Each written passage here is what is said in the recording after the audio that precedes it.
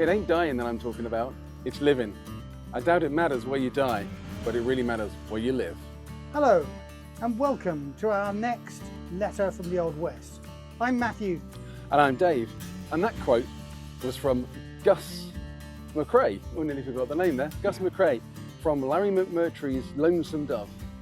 And it's really apposite for today, because today we're going to talk to you a little bit about towns in our new role-playing game, Tales of the Old West. If you saw our very first video, we talked about how important we wanted the town to be in this role-playing game. Yes, sure, you could play it as a lone hero wandering across the Old West. But actually, you think about a lot of the dramas, even Clint Eastwood, when he rides into town, he rides into town. Yeah. 310 from Yuma, they're in a town with a station. Tombstone is the name of the town. Yeah. There's towns everywhere in the Old West, and we wanted to make towns part of the game. So we've created some mechanics to help you not just live in a town, but to watch it grow and in fact be part of the town's growth. Yeah. Towns in Tales of the Old West really matter. If you look after them as a player character, your town will grow, your town will thrive, your town will prosper, it'll do well, and it'll be there to help you when you need it most. If you ignore your town or you exploit it, then you'll have to face the West alone when the worst things happen, and your town won't be there for you. We have done, as Matthew said, put together some rules about how your town will grow, how you can help your town grow. Each town consists of 6 attributes, or aspects as we call them. You have farming. How good is the town for you if you want to start your ranch or farm corn? Mercantile. If you're going to set up your saloon in town, is it well set to get lots of people, lots of punters through your door? Natural riches. Is the area... Is this a mining town? Is it a mining town? Is the area full of logging? Are there other natural riches that you might have there? You've got a low score on that, then town's got none of that. But, you know, it's important to have some good natural riches. Then, civic. How civilized is your town? How well does the community pull together?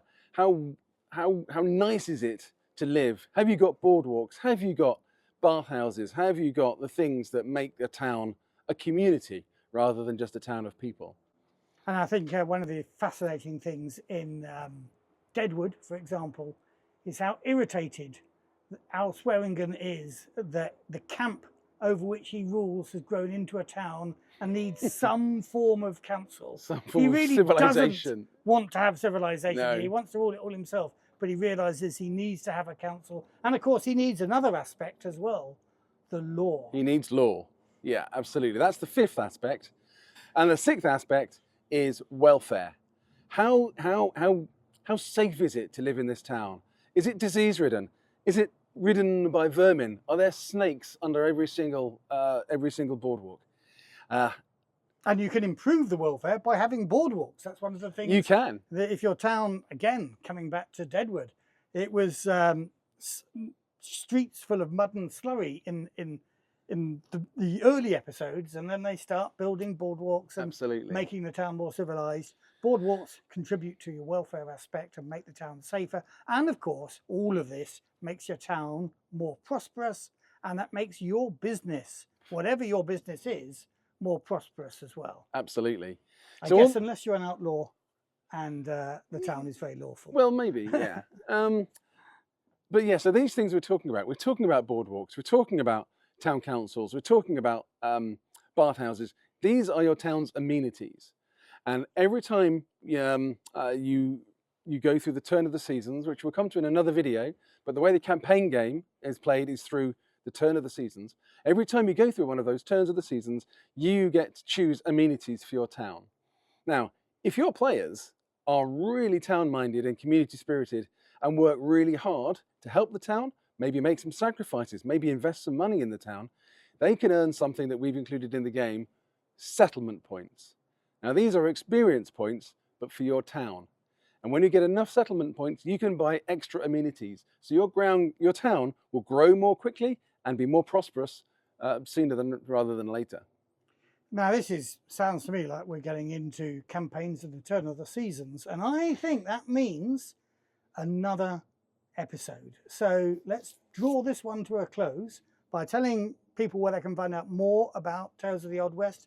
And if you're watching this as the first of these videos, the first time you've heard about it, you might want to have a look at the quick draw rules we've created. Come to our website, www.effectpublishing.com, all one word, spelt with a K in effect, the Swedish way. And there you can sign up for our newsletter, find out more about the game there. And you can also, of course, click on a button to download it from Drive-Thru, a free PDF with the basic rules, a little bit of a town in it as well, actually, and 5 characters and an adventure that you can play straight away. Absolutely.